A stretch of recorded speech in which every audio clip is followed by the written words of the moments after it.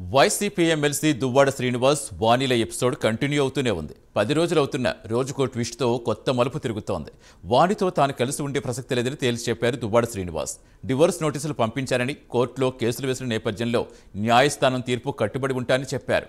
తనను రాజకీయంగా దెబ్బతీసేందుకే వాణి ప్రయత్నించిందని తెలిపారు. అధిష్టానం నుంచి తనకు ఎలాంటి ఆదేశాలు రాలేదన్నారు. మరోవైపు కూతుళ్ల భవిష్యత్తు కోసం తన భర్త దువ్వాడ శ్రీనివాస్తో కలిసే ఉంటారని చెప్తున్నారు వాణి. పిల్లల కోసం, పిల్లల భవిష్యత్తు కోసం కలిసి ఉంటానంటున్నారు. సో దానికి అదే రోజు మార్చారు డైలీ.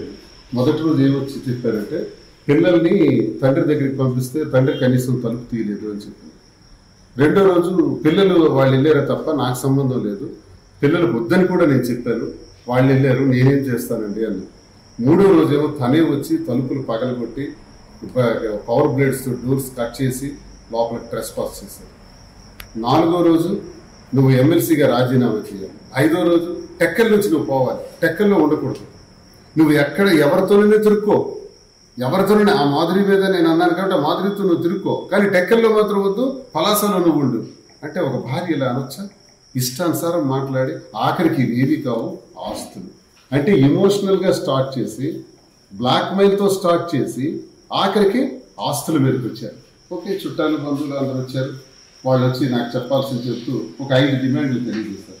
5 డిమాండ్లు ఏంటంటే, మీరు ఫ్యాక్టరీ ఒకటి ఉందట పల్లాకలో, ఓకే ఇచ్చేస్తానని చెప్పాను. ఆల్రెడీ ఫ్యాక్టరీ 20 కోట్ల పైచీలకు విలువైనటువంటి ఫ్యాక్టరీ, దాన్ని ఇదివరకే నేను రిజిస్ట్రేషన్ చేసేస్తాను, ఎన్నికలకు ముందే రిజిస్ట్రేషన్ చేస్తాను. రిజిస్ట్రేషన్ చేసినటువంటి ఫ్యాక్టరీలో టెక్నికల్ ప్రాబ్లం ఏదో వచ్చిందట, అది కూడా వెళ్ళి సంతకం పెట్టేస్తాను, ఫ్యాక్టరీ మీద ఉన్న అప్పులు నేనే తెచ్చుకుంటాను, మళ్ళీ మీకు తెలియజేసేదంటే అప్పులన్నీ నా బాధ్యత, ఆస్తి రాసిస్తాను. రెండోది ఈ ఇల్లు సుమారు 6 కోట్ల రూపాయలతో నేను కట్టించాను. ఇది షేర్డ్ హౌస్, మేమిద్దరు కలిసే ఇందులో నేను 28 సంవత్సరాలు నేను ఉన్నాను, 30 సంవత్సరాలుగా దువ్వాడవాడిని ఇందులో ఉంటాను. నేను 2 ఏళ్ల నుంచి ఇందులో లేను. ఇదే ఇంటికి తను తాళం వేసి ఇంటికి రాకుండా చేస్తే పలాసలో నా తల్లి దగ్గర నేను ఉండవలసి వచ్చింది.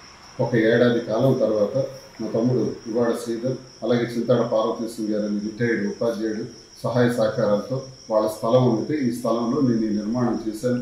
ఇంటి నిర్మాణం ఇంకా పూర్తి అవ్వలేదు, ఇంకా అండర్ కన్స్ట్రక్షన్లో ఉంది.